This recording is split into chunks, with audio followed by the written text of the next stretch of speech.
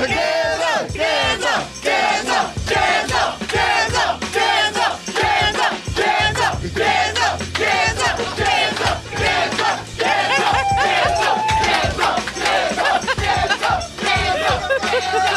the fuck up! Shut up! Oh, you forget that. Damn it, shut up! Shut up, quiet, shut up!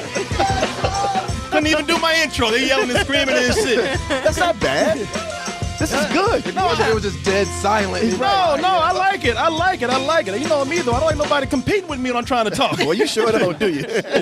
People, thank you. And I want to thank everybody here. One more time, give yourselves a round of applause. Yeah. Normally, I don't want to let people know, normally, we only have 3 critics here reviewing a movie. And for me, 3 today is the magic number. I make an exception every now and then, but I usually like to keep it to 3. But Danielle, this is one of the few movies that she's gone out to see with us. Mm-hmm. She's done a great job coming in and herding people around and bringing people in here. And she asked me nicely today, she said, please, may I come on and talk about Sausage Party with you guys? And I said, yes, you can.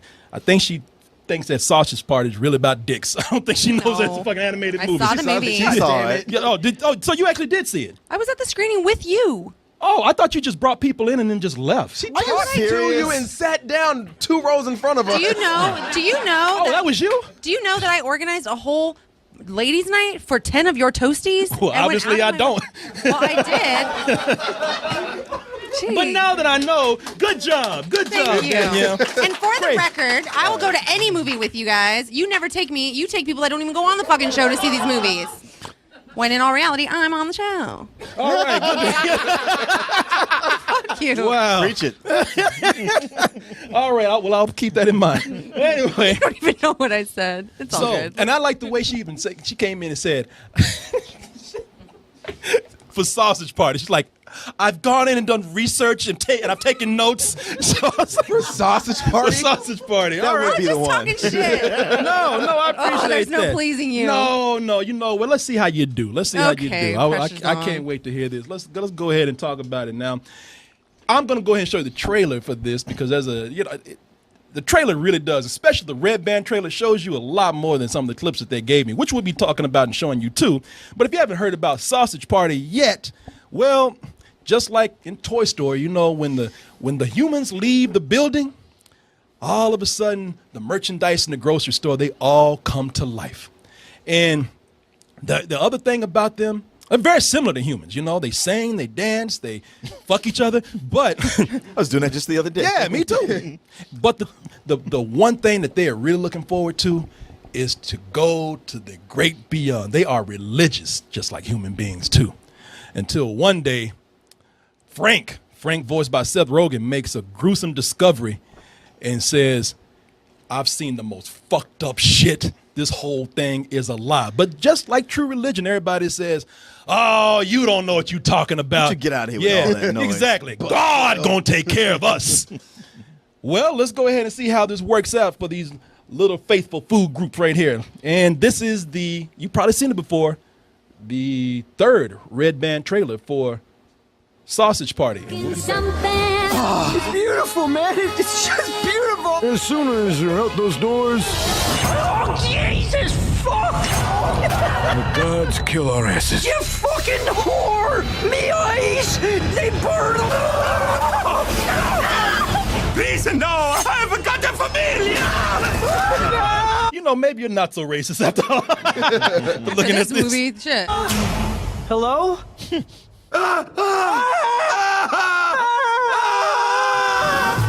You're all alive and looking at me with your little shoes and your arms and your legs. Look at me. I ain't got no legs. You ate my goddamn legs. What did he do to you? You don't want to fucking know. You know what? So y'all looking at this and y'all like, yeah, you know, it's a little messed up, but it's cartoons. It's talking buns and hot dogs, and it's all comedy. I'm sure I could probably take my kid to see this in a bit. Okay? Let me tell you something. I've seen a lot of movies in my career. This is the most fucked up thing I have ever seen. And I'm talking about ever seen. Some people come and say, man, that 12 Years a Slave is fucked up. No, this is way more fucked up, man. I've seen people die. Seriously, I've seen people die in front of me, and I walked away way more composed from that than I walked away from this. You ordered food at the Alamo Draft House while you watched this movie, and you never stopped eating. Oh, you didn't see that, Martin. I said it free. I'm so sorry. I threw that chicken sandwich like, fly away. Because I'm those two bites that were left. Felt bad about those 2 bites. Hey, I tried, man.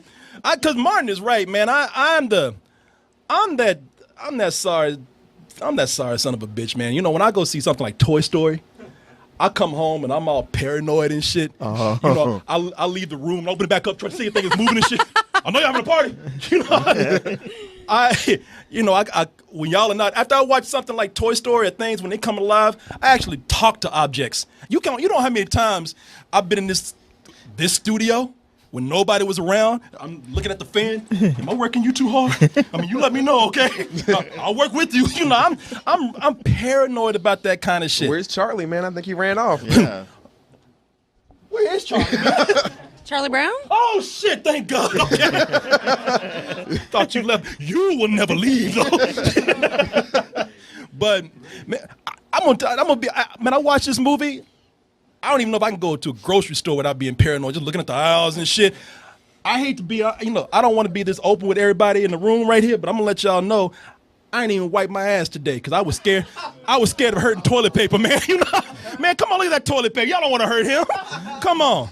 This movie is funny as shit. This is one of the funniest things that I've seen this year, man. When Martin, you always jump on my ass about Seth Rogen. You're always telling me. Do I? Yeah, you do, because I always tell you, man, I would love to be friends with Seth Rogen. That dude looks cool. He's got to be the coolest motherfucker in the world, man. Who else can get away with smoking weed all day at home and at their job? Their job is to think of fucked up shit like this. And they also brought us to the brink of World War III with North Korea. And everybody still likes the dude. Yeah. He can even call up people and tell them fucked up things, involve them in it. He can call up, I'm jealous of the dude. He can call up celebrities with dignity.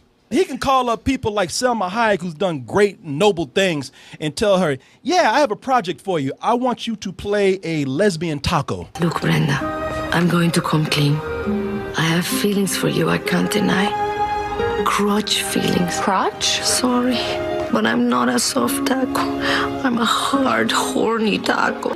And can make it racist as fuck, too. Yeah. Now, to be fair, last time we saw Salma Hayek was in an Adam Sandler movie. So this gave her a little bit more dignity than that. This is a step up. Yeah. Right here. But once you have a solidified career, can't you do dumb shit like be a voiceover in a taco? Yes, you can. Yeah, of course you can. But, again, nicest dude in the world, because if you in this movie, chances are you doing some racist shit.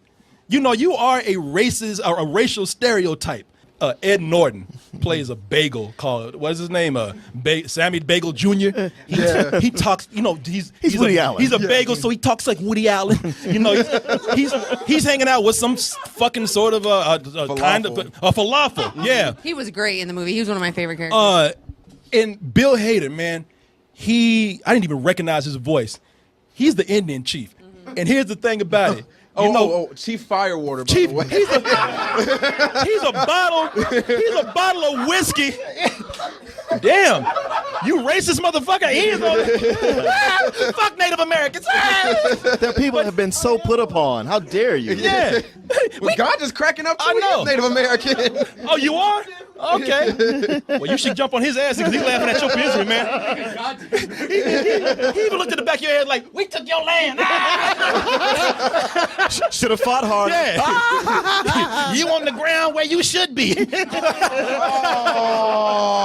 you want a drink? Psych. Hey, you better hang on to that. He might take that too. So, but I will never do that. But the dude's he's a bottle of whiskey called Firewater, and he's a straight, and he's hanging out with a Twinkie.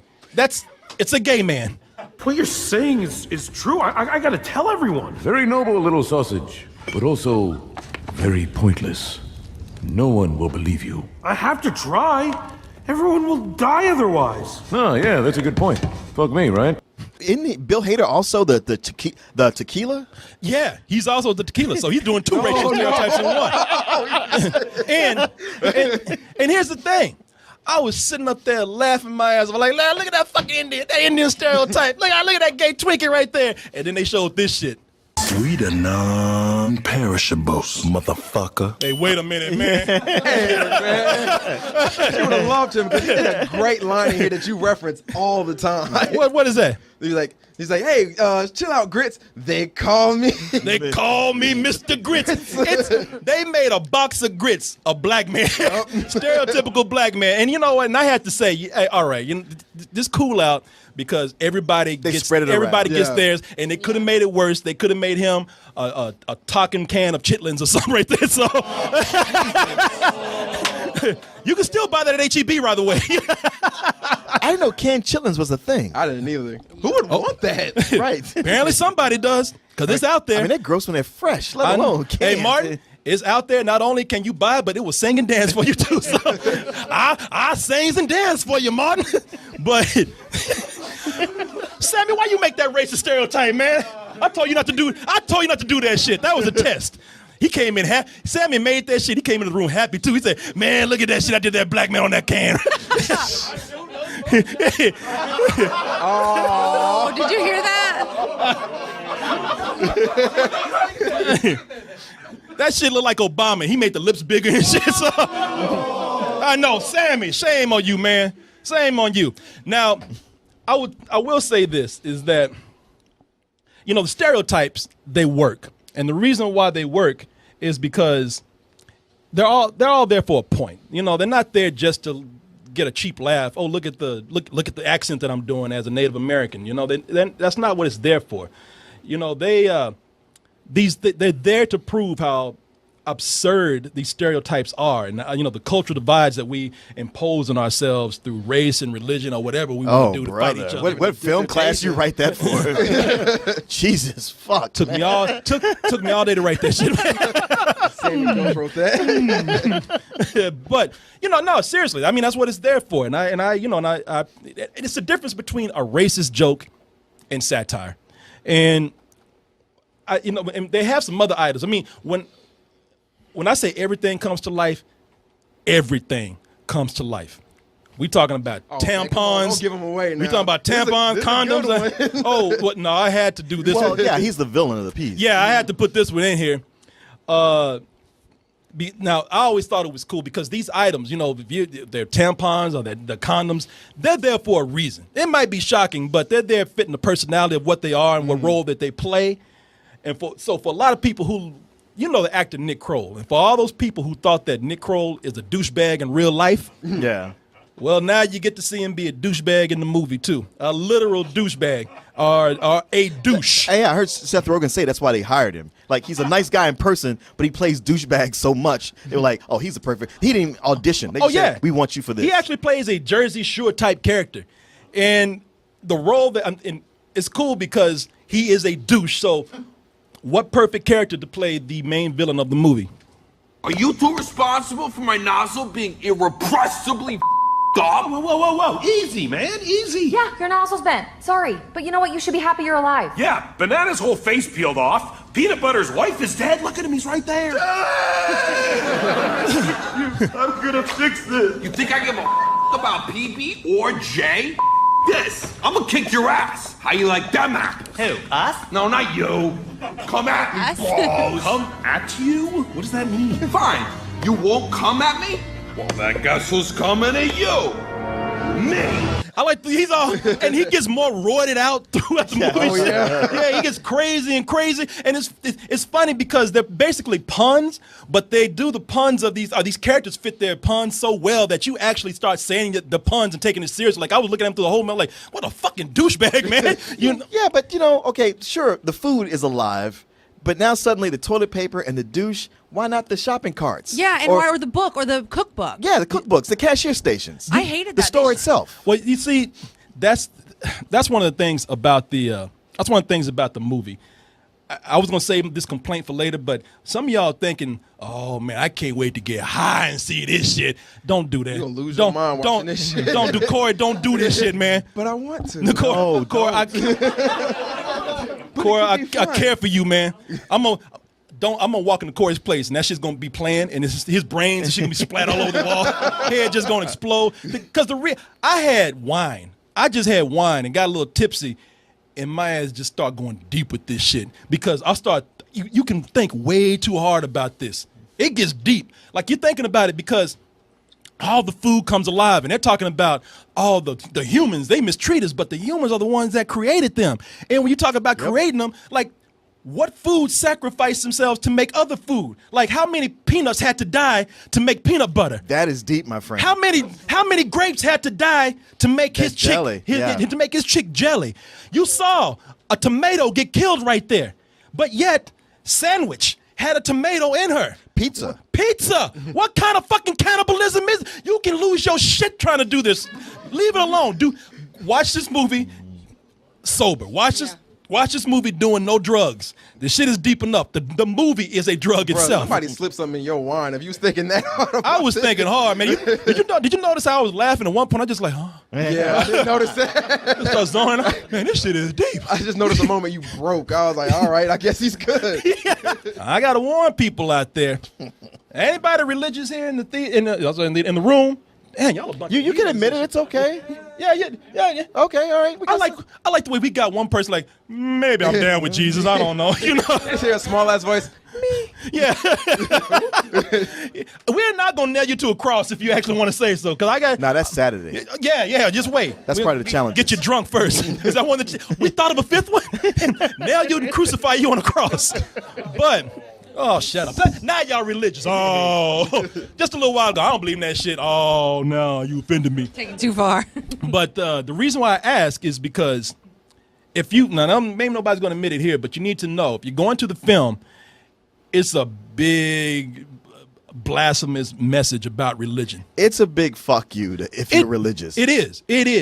It's just saying, you know what? Religion is bullshit. The whole thing is discovering something that makes sense, something that's controlling people, something that kills people, and then trying to spread it to all these other people who don't want to believe. And it really is, but Martin said, a big fuck you to religion. Now, some of y'all be looking at this, and you could be fine with that. You're going to be like, yeah, I'm religious, but it's a bunch of fucking talking weenies. So, you know, I'm going to get offended by that. And then some of you are just going to walk in and say, well, you know, it's just a movie, but you really got to know, and because it's throughout the whole film. Frank and Brenda, the bun that he's getting with, most of their conflict in the movie is about them fighting over religion. He's trying to tell the truth to everybody. She's a faithful believer who doesn't want to accept what he's seeing and is about to blindly go back into her death or her doom, just like everybody else that's not listening. I'll fill myself with a parsnip or a dill pickle, maybe even an eggplant. You couldn't fit an eggplant in there. It's too big. It'll tear you in half. Oh, you'd be amazed what I could fit in here. Let's just stop this, okay? Okay? Some people like watching a soap opera. They're like, damn. Ooh. You know, eggplant is code for black man, right? It is? Yeah. Oh, yeah. Is that why Mia calls me that all the time? I mean, it's a slur, but... I've been okay with it this whole time. Danielle knows. Oh, don't. You're my bun. Hey, trust me. Hey, guys, come over here. Follow me. That's me and Danielle every Tuesday. You know, you'll laugh and you'll see it. You might be like, that's wrong. But then later on, you'll probably start thinking about it. Mm-hmm. And that's what good satire does. It's a sleeper agent. It'll implant itself in your brain. And then later, when you're not thinking, that's when it'll hatch. Yeah, and it's not just funny. It's actually really smart, like the way it goes about it. Because I'm, going into this, all the trailers you just see, all right, they're just trying to escape being eaten by humans. But then you go in there and you get this message about religion and race and all these other political things. You're like, holy shit. Yeah, it's a really smart movie. Yeah, the directors are two guys. It's not Seth Rogen and what's his name? Evan Goldberg. Evan Goldberg. Yeah, they came up with the concept. I'm sure they had a big part in the humor on this. I'm sure they had a huge blueprint that they gave to people. But the directors are two guys, Greg Tiernan and Conrad Vernon, who also did some other disturbing animated films like Thomas and Friends Carnival Capers. Man, I'm still trying to get over it. Don't even show me that He's image. looking at you, Martin. Hey, you forgot about me, huh, Martin? He's always looking at me. At least one of them did. The other director, the guy Conrad Vernon, he's worked on bigger projects. He used to work at DreamWorks. He did Shrek 2. He also did Monsters vs. Aliens. So these guys, they know that they're working with a budget, but they're talented and experienced enough to do a lot with it. Right. And there's like 5 script writers on this. 7, I think, actually. So I know. 7, Jesus. Yeah, it's enough to cram in all the gags you need, and having lower budget animation. I can see how they can get away with it. I mean, it is kind of like, well, let's throw it out there and see what happens. If it doesn't work, then no harm, no foul. And when you have all these strong people voicing over the characters, I thought all of them did very, very well. I was impressed with Kristen Wiig. She was very vulgar, not like she.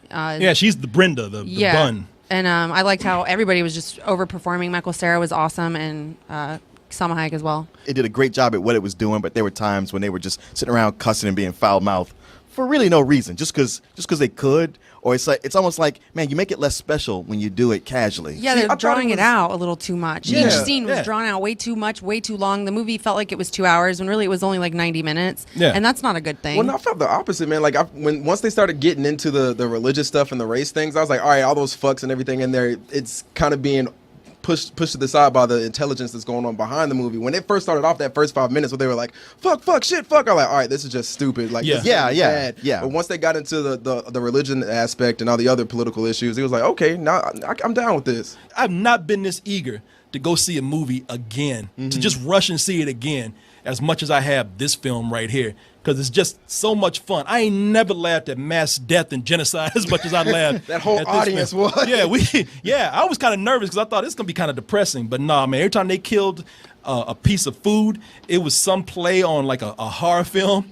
Or like the scene, the Saving Private Ryan scene when the powder drops and everybody's great. Man, they do the directors. I got to give them credit. They do a lot of great visuals here.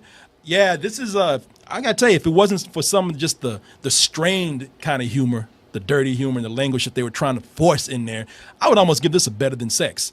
But because of that, I am so surprised to hear you say that. Why are you surprised to hear me say that? Because I feel like the storyline, although they did have a lot of really great comical, hints here and there, it was still just too drawn out, and I was bored through it. Like, I laughed really hard consistently, but there was times where I was just like, okay, move on. And a lot of the characters had storylines that weren't even relevant to the damn movie. What? Who? I know, don't jump on her. She's got some good points here. Why? No, I think it's a good question, though. Who do you think wasn't important to the storyline in this movie? Well, that's the thing, is that there were so many things going on that I couldn't even remember what the last person had done. Like, I'm like, wait, why is he here with these people in the middle of nowhere, the non-perishables? Like, I just couldn't even remember half Why is the time. Deadpool not wearing his mask right now? No. No, but I did laugh a lot, and I thought they did a really good job with keeping everything consistent and having. They were very creative with the foods and their realities with like the chips being fat and the tomato being Italian and things like that. They really did overthink it and do a good job. Can I ask you a question though? Seriously, Yeah. You don't go see a lot of films, Right? And I know that you don't care about, especially some things like superhero genres and animated films. Do you think that you just lost interest because this is just not something that you were initially interested in? You're not interested in animation? Well, I temporarily lost interest, but it did always draw me back with a funny line here and there. And the character that was the dude with the stroller, like the guy that worked there, he cracked my shit up. When he freaks out and goes, hey, my fucking job, like that, and shook this stroller, I was like, forget about it. He's funny as hell. He was great. Oh, you talking about this dude right here? Yeah, that character's a lot more funny than, so you don't think it's because it's animated that you just... No, I think I was bored and then pulled back in, bored and then pulled back in, bored and then pulled back in. Okay, all right. Movie just backslapping your ass. Wake up. And also, some of the humor was so incredibly controversial. I'm like, why are they doing this? How are they getting away with this? Mm-hmm. Yeah, but they did get away with that because it is a cartoon. Yeah. It feels like this is the last time somebody can do this. Yeah. The way the social climate is changing in this country. Hey man, if somebody tries to outdo this, they're going to jail. Right. That's gonna be a snuff film. Yeah. You ain't gonna be killing groceries. They're gonna be killing real human beings. Yeah, that's gonna be a problem. And I shit you not, Mia sat here and watched this whole fucking trailer with me. She watched and laughed at it, knew what was going on, And then she looked at me. She's like, "So is this for kids?" Wow. I was like, "What the fuck is going on in Turkey?" There's a lot of shit going on in Turkey.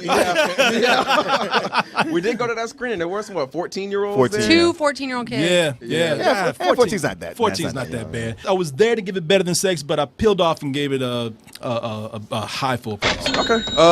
One of the things about this, and like we started off saying, this is extremely offensive. Like, this is more offensive than Blazing Saddles. And I never thought somebody would be able to do that. Yeah, I'm not joking with that. But with it, man, it was such a funny and smart film. Like, it was something I really wasn't expecting from this. I was going in just expecting, all right, some vulgar Seth Rogen humor, him and his whole crew again getting high, cracking some jokes, and just doing their normal routine. But with this, man, they brought something really smart to the table. They brought religion in, they brought race in, they brought politics in, and they weren't forgiving with anybody. Everybody caught it like South Park does. Like, they were fair with every single person in here. And with that, man, and actually yesterday we were reviewing Florence Foster Jenkins. Yeah. I was gonna say, wow, this is the movie I laughed the most at this year because Florence Foster Jenkins was hilarious. This made me laugh a hell of a lot more than that movie, and I'm giving this a better percent. Man, you are. Yeah. Wow, Corey Goodwin. This shit cracked me up. It was smart, and there weren't a lot of things that took it down for me. Is there room for one more? And it's better than sex. You know what? I'm changing. You crossed me over, man. I'm giving this a better than Are you sex. serious? I'm serious as fuck. Yeah. You know what? I love it so much. I'm taking everybody tomorrow to go see this movie. Shut up. Everybody's gonna go. You just gotta pay your own way. But we can all walk in together. No, I give it better than sex too because I'm eager to see this so much. Yeah, man. I'm ready to see. I can't wait to watch this again and own this when it comes out on Blu-ray. I love it. It's definitely something we've never seen before. We're always saying it's the same things over and over and over. This is something where they took a grocery store and a bunch of fucking food and literally came up with something that we've never heard of this type of storyline before. So it's very creative. Well, what'd you give it? You didn't give you a rating. Rental. Oh. God damn. I'm sorry, but they really drawed out all the scenes. I'm like, this doesn't need to be this long. And it's funny.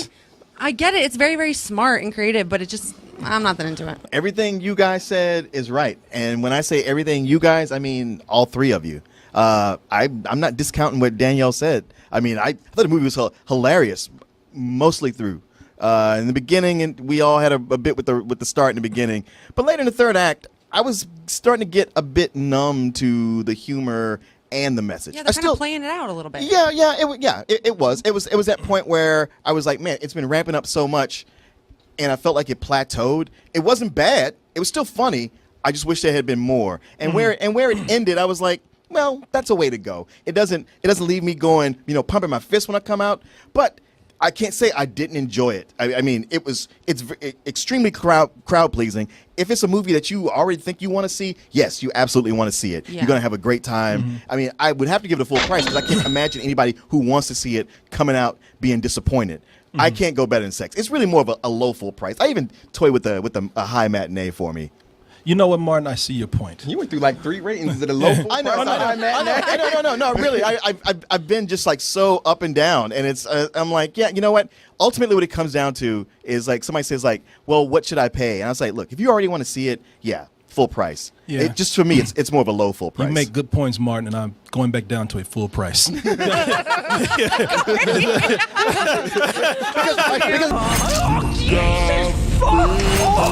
me skin.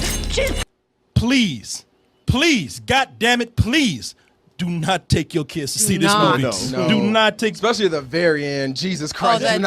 The very end will. I guess it was their play off a lot of animated movies that end with a big dance number. Yeah, this ended with a big gangbang. It's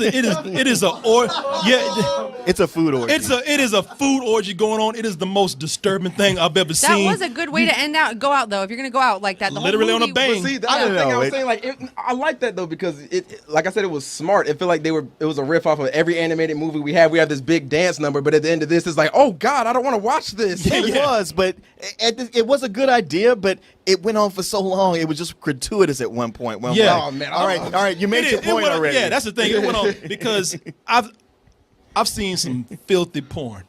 I've actually made some filthy porn. I've seen some things I feel. We're just gonna walk past that. I've done some things that I've seen and done some things that I'm ashamed of. But it ain't got nothing on these fucking cartoon groceries fucking each other, man. Do not let your kids see this shit. They will starve to death after seeing this shit. And I mean, like, if they're under 18, don't let them see Yeah, exactly. Shit, you take your kid to the grocery store, they just collapse on the floor shaking and shit. Having flashbacks. Cereal, fucking milk. Here, eat something. No! Hey everyone, thanks for watching, and be sure to subscribe to our channel and go over to our home, doubletoasted.com, for more videos and live streams. And remember, stay toasty.